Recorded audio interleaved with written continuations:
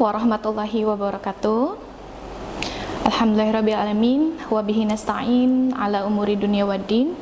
Wassalatu wassalamu ala asrafil anbiya'i wal mursalin Sayyidina Muhammadin wa ala alihi wa sahbihi ajma'in, amma ba'd. Baik, hari ini, pada kesempatan kali ini kita akan membahas ya dari pelajaran pendidikan agama Islam dan budi pekerti. Sebelum kita memasuki materi, sebelum kita membahas materi, ada baiknya kita awali dengan berdoa. Berdoa dimulai. Bismillahirrahmanirrahim.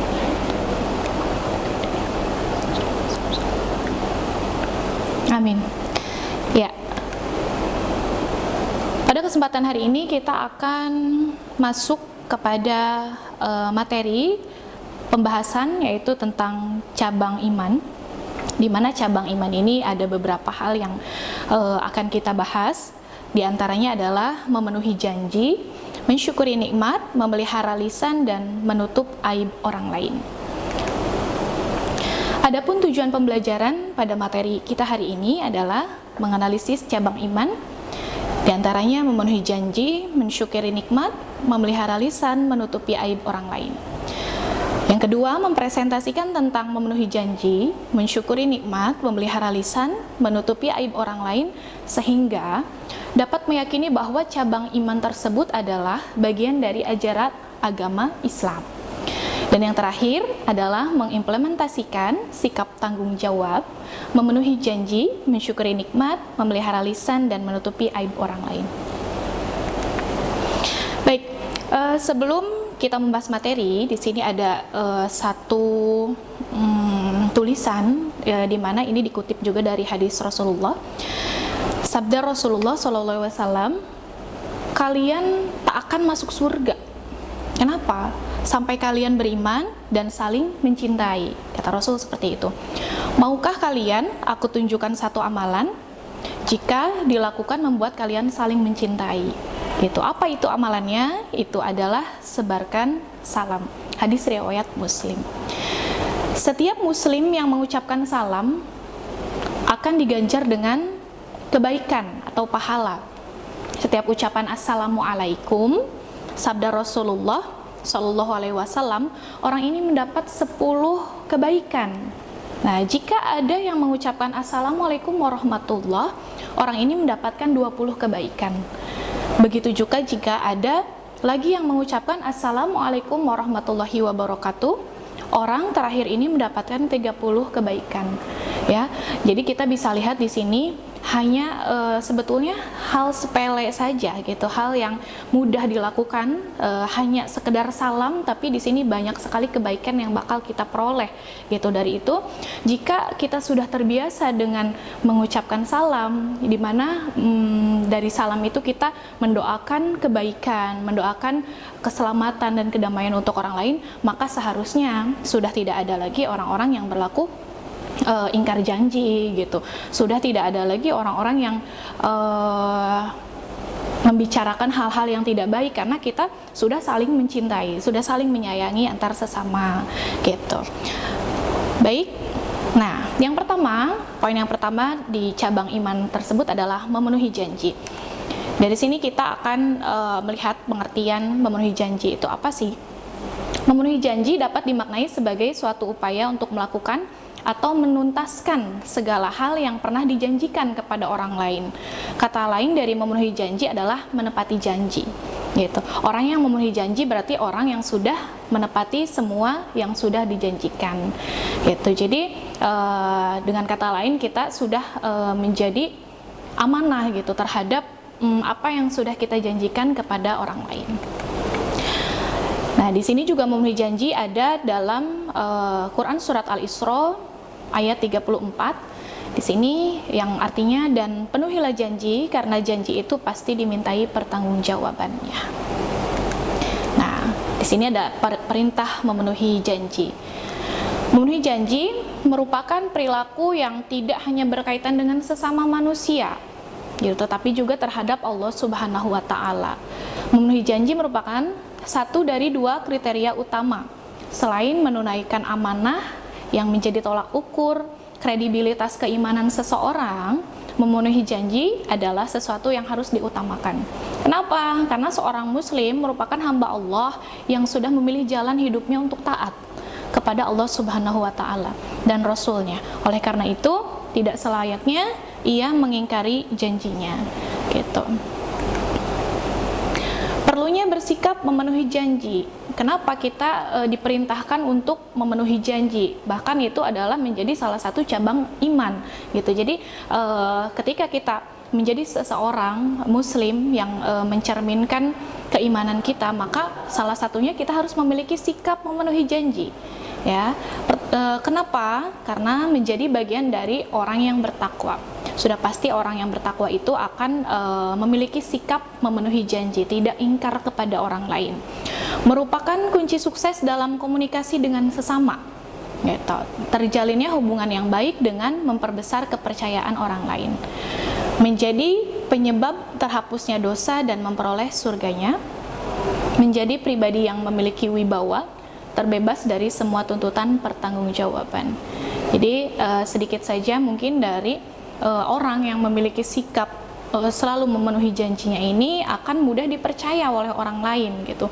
Bahkan keberadaannya itu akan selalu dicari, gitu, karena sudah memiliki sikap tanggung jawab dan keamanahannya itu, gitu. Akhirnya orang-orang seperti ini yang memiliki sikap memenuhi janji itu akan dipercaya oleh orang lain, gitu. Macam-macam bentuk janji yang harus dipenuhi. Apa saja sih janji yang perlu kita penuhi? Pertama, tentu janji kita kepada Allah Subhanahu wa taala yang berupa ikrar sebagai seorang muslim atas keesaannya. Jadi kita sebagai seorang muslim sudah seharusnya kita memenuhi janji kita untuk taat kepada Allah Subhanahu wa taala. Gitu. Yang kedua, janji yang diucapkan kepada diri sendiri. Kita berjanji untuk menjadi hamba yang lebih baik, kita mau meningkatkan kualitas diri kita, maka untuk memenuhi itu kita melakukan apa yang kita inginkan, apa yang kita harapkan untuk pribadi kita masing-masing. Dan yang ketiga, janji kepada orang lain. Nah, ini yang menjadi tolak ukur terkadang orang itu bisa dipercaya atau tidak karena dari memenuhi janjinya kepada orang lain, gitu. Jadi kalau misalkan sekali kita nggak bisa memenuhi janji, terkadang untuk untuk mendapatkan kepercayaan dari orang lain itu bahkan akan terasa sulit lagi, gitu. Jadi setiap kali kita mau melakukan sesuatu, jika memang kita sudah berjanji, maka kita berusaha untuk selalu menepati janji tersebut, gitu. Dan sekiranya kalau misalkan kita tidak bisa menyanggupi, maka jangan berjanji, gitu. Tapi sampaikan saja dengan baik bahwa dengan kata insya Allah kita tidak bisa berjanji untuk memenuhi permintaannya, gitu. Sehingga akhirnya kita tidak menjadi orang-orang yang ingkar terhadap janji kita. Baik. Selanjutnya ada contoh perilaku sosok yang memenuhi janji. Ini contoh perilakunya yang mungkin kita akan berusaha untuk melakukan hal tersebut, gitu. Apa diantaranya? Pertama, melaksanakan perjanjian yang sudah disepakati dengan sebaik mungkin. Kita berusaha untuk menepati janji kita kepada diri sendiri atau kepada orang lain. Yang kedua, memenuhi janji-janji yang pernah diutarakan, gitu. Kita pernah ngomong apa nih, kita pernah berjanji apa nih kepada orang lain. Misalkan minggu depan saya mau datang ke rumah, pasti saya datang ke rumah, gitu. Tapi ternyata tidak dipenuhi janjinya, gitu. Maka kalau misalkan kita tidak bisa memenuhi janji itu, maka jangan berjanji. Yang selanjutnya, tidak mengkhianati teman seperjuangan dan menjadikan nilai-nilai menepati janji sebagai prinsip hidup. Oke, itu menjadi contoh perilaku sosok memenuhi janji. Oke, yang kedua dari cabang iman itu adalah mensyukuri nikmat. Yang kalau tadi memenuhi janji, mensyukuri nikmat ini adalah salah satu juga dari bagian cabang iman. Pengertian mensyukuri nikmat. Mensyukuri nikmat berarti ungkapan berupa sikap, perbuatan, dan pengakuan atas kesenangan lahir maupun batin yang dirasakan seseorang, lalu memanfaatkannya nikmat tersebut sesuai dengan aturan-aturan yang sudah ditetapkan Allah Subhanahu wa taala. Pengertian nikmat itu sendiri adalah anugerah yang diberikan oleh Allah Subhanahu wa taala berupa kebahagiaan dan kelezatan. Ya, jadi saat kita mendapatkan kebahagiaan, kesenangan, kelezatan, artinya itu nikmat yang diberikan oleh Allah Subhanahu wa taala, maka tugas kita sebagai manusia itu adalah mensyukuri nikmat tersebut gitu. Perintah mensyukuri nikmat gitu. Mensyukur sesungguhnya dilakukan hanya kepada Allah Subhanahu wa taala. Semata-mata karena semua nikmat pada hakikatnya datang dari Allah Subhanahu wa taala. Selain itu, bersyukur kepadanya itu akan kembali kepada yang bersangkutan.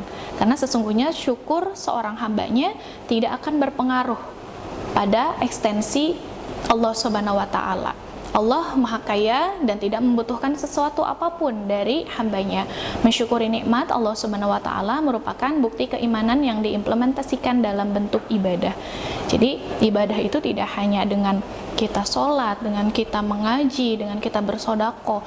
Cukup dengan kita mensyukuri nikmat juga, itu termasuknya adalah bentuk ibadah kita kepada Allah Subhanahu wa taala.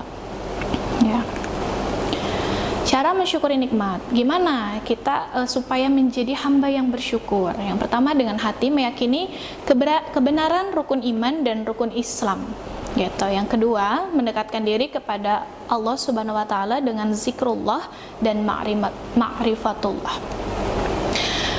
Dengan ucapan, kalau tadi dengan hati, sekarang dengan ucapan. Harus seperti apa cara mensyukurinya? Mensyukuri lafaz syahadat, sholawat, dan zikir.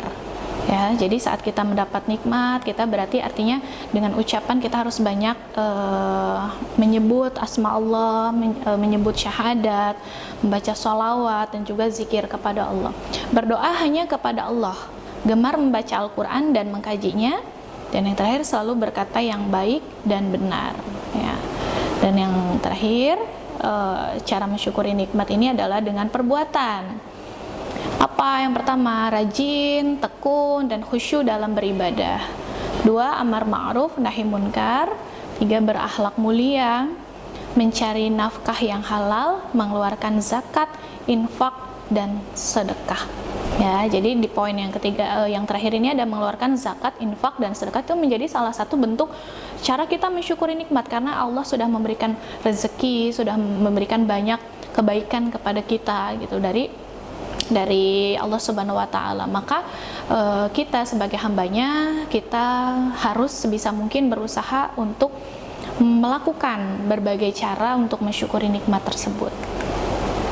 Hikmahnya apa dari mensyukuri nikmat? Yang pertama, menjadikan sebab hambanya menjadi sebab bertambahnya karunia di samping sebagai penjaga dan pemelihara nikmatnya. Kedua, mendapat balasan dari Allah Subhanahu wa taala sebagai janjinya kepada orang yang selalu mensyukuri nikmatnya gitu. Jadi kalau semakin kita bersyukur akan nikmat Allah, maka semakin Allah tambah nikmatnya gitu. Memperoleh surga yang penuh dengan kenikmatan. Meningkatnya kualitas hidup menjadi lebih baik karena selalu memandang segala sesuatu dengan positif, objektif, dan cerdas. Dan yang terakhir, menjadi orang yang diistimewakan dan dicintai oleh Allah Subhanahu wa taala. Setelah ini ada contoh perilaku sosok yang selalu mensyukuri nikmat gitu. Jadi di antara kelima ini sudah ada belum nih di diri kita sebagai sosok perilaku ya yang memiliki perilaku mensyukuri nikmat gitu. Yang pertama itu selalu mengucapkan alhamdulillah atas nikmat yang diberikan Allah, maupun itu nikmat yang sedikit, yang banyak, yang besar, yang kecil, maka kita selalu mengucapkan alhamdulillah gitu. Bertutur katanya santun, tawadu, dan berakhlakul karimah. Ketiga, hidup bahagia dan tidak suka berkeluh kesah meskipun tidak berkecukupan secara materi. Itu seperti tadi, kita mau punya nikmat, kita mau punya sedikit atau banyak, kita tetap bersyukur gitu. Tidak serta-merta kita selalu mengeluh gitu. Senang berbagi kepada sesama, baik berupa pengetahuan ataupun materi ya. Jadi kita berbagi tidak hanya tentang benda saja, tidak hanya soal makanan gitu, tapi berbagi pengetahuan dan materi pun itu menjadi salah satu perilaku kita mensyukuri nikmat. Tanggap terhadap permasalahan lingkungan sehingga menimbulkan ketentraman dan kerukunan, yaitu adalah cabang iman tentang mensyukuri nikmat. Selanjutnya, ini ada memelihara lisan. Ya, memelihara lisan. Apa itu memelihara lisan? Pengertian memelihara lisan. Memelihara lisan bermakna menjaga lidah, ya, agar tidak mengeluarkan ucapan-ucapan yang dapat menjerumuskan pada perkara yang dilarang oleh Allah Subhanahu wa taala. Itu jadi bahkan hal-hal besar yang terjadi itu tidak menutup kemungkinan itu adalah bersumber dari lidah. Ya, makanya kita sering dengar ucapan lidah tidak bertulang, ya, karena memang banyak sesuatu hal, ya, pertengkaran kah atau misalkan perselisihan itu bersumber dari kita tidak bisa menjaga lidah kita atau ucapan-ucapan kita, akhirnya menimbulkan hal-hal yang buruk gitu. Makanya di sini menjadi salah satu keimanan juga gitu saat kita memelihara lisan. Dalil tentang perintah memelihara lisan bisa dilihat di Quran surat Qaf ayat 18, Quran surat Al-Ahzab ayat 70 dan 71, Quran surat Al-Isra ayat 36. Di sini ada salah satu sabda Rasulullah Shallallahu alaihi wasallam dari Abu Hurairah radhiyallahu anhu bahwa Rasulullah bersabda, barang siapa beriman kepada Allah, ya, dan hari akhir, hendaklah ia berkata baik atau diam. Barang siapa beriman kepada Allah dan hari akhir, hendaklah ia menghormati tetangganya. Barang siapa beriman kepada Allah dan hari akhir, hendaklah ia memuliakan tamunya. Ya, jadi dalam hadis ini juga ada, makana yu'minu billahi wal yaumil akhir falyakul khairan aw liyasmut. Ya, ini disebutkan juga. Jadi kalau misalkan kita tidak bisa berkata yang baik, kalau kita tidak bisa berbicara yang mendatangkan manfaat, maka lebih baik diam gitu. Akhirnya diam itu lebih utama daripada kita harus mengucapkan sesuatu hal yang tidak ada manfaatnya, yang tidak ada faidahnya. Seperti itu. Manfaat memelihara lisan tentunya memiliki banyak manfaat kalau kita memelihara lisan. Yang pertama, dijanjikan surga oleh Allah Subhanahu wa taala. Kenapa? Karena ini menjadi salah satu bentuk keimanan kita. Yang kedua, memiliki kedudukan tinggi sebagai seorang muslim di mata Allah Subhanahu wa taala. Yang ketiga, meningkatkan iman. Yang keempat, memelihara lisan merupakan amalan sedekah yang mendatangkan pahala karena menebar kebajikan, gitu. Kelima, meminimalisasi terjadinya konflik dengan sesama, bahkan akan mewujudkan kehidupan yang rukun dan damai. Itu tadi yang dimaksud dengan kita menjaga lisan itu akan menjaga kita dari hal-hal yang buruk gitu, hal-hal perselisihan gitu. Jadi sekiranya ucapan kita tidak manfaat, bahkan menyakiti orang lain, lebih baik kita menjaga itu dengan cukup diam saja gitu. Akibat tidak menjaga lisan, apa aja nih? Kalau tadi manfaatnya, tentu ada akibatnya juga kalau kita tidak bisa menjaga lisan. Pertama, menunjukkan keimanannya tidak sempurna, ya, karena tadi menjaga lisan itu adalah salah satu bentuk keimanan seseorang, gitu. Yang kedua, melukai hati seseorang yang terkadang tidak disadari oleh yang mengucapkannya, gitu. Kadang kita niatnya hanya bercanda gitu ya, tapi terkadang lisan kita terlalu berlebihan gitu, sampai mungkin mengolok-olok atau mengucapkan hal yang tidak berkenan di hatinya. Itu yang menjadi salah satu yang kita nggak sadari seringkali gitu ya, kita niatnya hanya bercanda tapi ternyata orang tersebut malah sakit hatinya karena keucapan kita. Yang ketiga, timbulnya pertengkaran dan permusuhan antar sesama, gitu. Ya, jadi pertengkaran itu tadi terkadang timbul dari ucapan-ucapan atau percekcokan kecil, gitu, yang akhirnya yang tadinya tidak ada masalah jadi ada masalah, yang tadinya masalahnya kecil akhirnya jadi besar, gitu. Itu adalah salah satu dari kita tidak bisa menjaga lisan, gitu. Keempat, terhapusnya pahala karena pahalanya ditransfer kepada orang yang dianiaya dengan lisannya. Kenapa bisa seperti itu gitu? Ada transfer pahala gitu. Jadi saat kita menyakiti hati orang lain, maka segala sesuatunya itu akan dimintai pertanggungjawabannya. Seperti itu ya. Dari itu banyak sekali ya akibat yang terjadi gitu jika kita tidak menjaga lisan dengan baik. Yang kelima, mendapatkan balasan dengan dimasukkan ke dalam neraka, nauzubillah min zalik. Ya, jadi lisan itu sangat berbahaya gitu. Jadi sebaik mungkin harus kita jaga, harus kita pelihara. Ya. Selanjutnya itu ada contoh perilaku sosok yang selalu memelihara lisan gitu. Sudahkah kita termasuk kepada orang-orang yang memelihara lisan? Ini ada beberapa. Menjauhi sikap suka menggunjing atau ghibah. Ya, ini yang sering mungkin kita lakukan. Nauzubillah min dzalik. Ya, mudah-mudahan kita bisa menghindari hal itu. Menuduh atau fitnah, namimah, adu domba, mengolok-olok, bohong dan sumpah palsu. Ya, itu kita jauhi sebaik mungkin. Terus berpikir dahulu sebelum berbicara, ya, lebih memilih diam apabila terlibat dalam pembicaraan yang tidak mendatangkan manfaat. Selalu berkata dengan santun dan tidak menyakiti dengan kata-kata yang kotor. Selalu mengingat bahwa ucapan yang sudah keluar dari mulut itu tidak dapat ditarik kembali. Maka dari situ kita harus menjaga dengan sebaik-baiknya. Tidak mengedepankan nafsu amarah ketika menjawab pertanyaan orang lain. Gitu. Nah, dan yang terakhir ini pembahasan kita adalah tentang menutup aib orang lain. Pengertian menutup aib orang lain. Menutup aib memiliki makna menutupi sesuatu yang harus ditutupi, gitu, dan tidak perlu diketahui orang lain, karena merupakan suatu celah yang memalukan. Ya, aib merupakan sesuatu yang diasosiasikan buruk, gitu, tidak terpuji dan negatif, sehingga menutupinya merupakan bagian dari akhlakul karimah dan termasuk ciri orang yang beriman. Ya, itu pengertian dari menutupi aib orang lain. Perintah menutupi aib dan larangan membukanya. Gitu, menutupi aib orang lain adalah sebuah amal baik. Gitu, meskipun terlihat sepele, gitu, perbuatan ini bernilai besar di sisi Allah Subhanahu wa Ta'ala.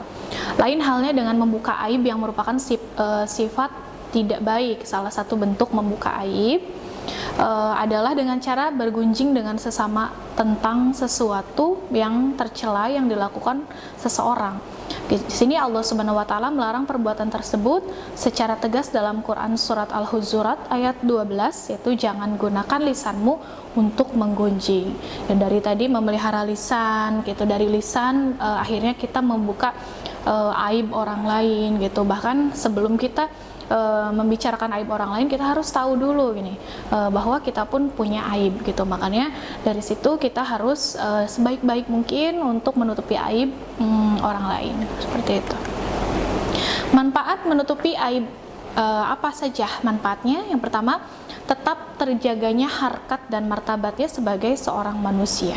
Yang kedua, adanya ketenangan, kedamaian, jauh dari kegaduhan dan kesalahan, ya, serta balas dendam dengan kehidupan bermasyarakat. Yang ketiga, Allah Subhanahu wa Ta'ala akan menutupi aibnya baik di dunia maupun di akhirat, ya. Jadi kita kalau menutupi aib orang lain, maka Allah akan menutupi aib-aib kita. Contoh perilaku sosok yang selalu menutup aib, gitu. Yang pertama apa? Selalu berpikir sebelum berbicara. Yang kedua, senantiasa berzikir setiap waktu. Tiga, memosisikan diri sebagai muslim yang benar. Dan yang terakhir, mengingatkan diri agar tidak ikut berkomentar apabila bertemu dengan teman-teman yang hendak bergunjing. Walaupun misalkan emang itu terlihat asik, ya, terlihat seru, gitu, obrolan yang seperti itu, tapi sebagai kita, sebagai orang yang beriman, maka kita harus hindari hal-hal seperti itu. Meyakini bahwa cabang iman adalah perintah agama. Ya, setelah tadi kita membahas dari beberapa cabang iman, maka dari sini kita meyakini bahwa cabang iman yang tadi kita bahas adalah perintah agama. Ada banyak cabang iman sebagaimana sabda Rasulullah Shallallahu Alaihi Wasallam yang artinya iman itu memiliki 70 lebih cabang, dan yang paling tinggi adalah kalimat la ilaha illallah. Sedang yang paling rendah adalah menyingkirkan gangguan dari jalan gitu. Malu adalah bagian dari iman.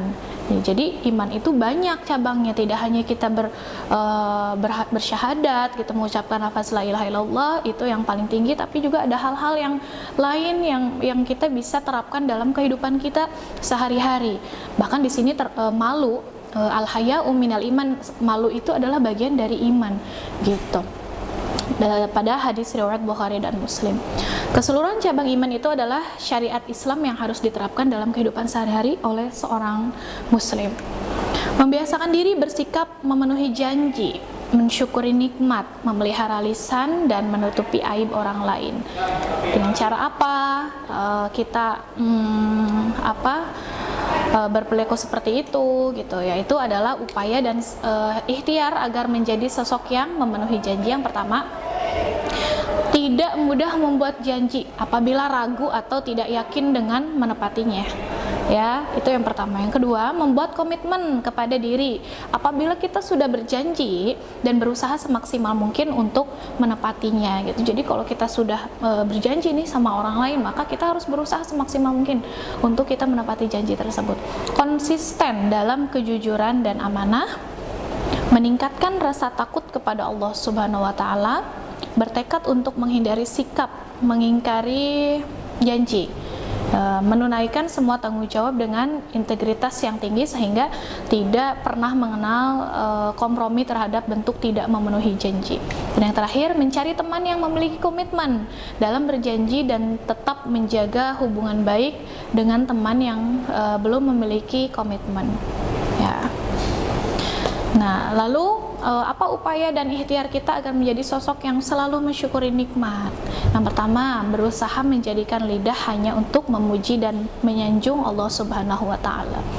Yang kedua, memenuhi hati dengan cinta hanya kepada Allah Subhanahu wa taala.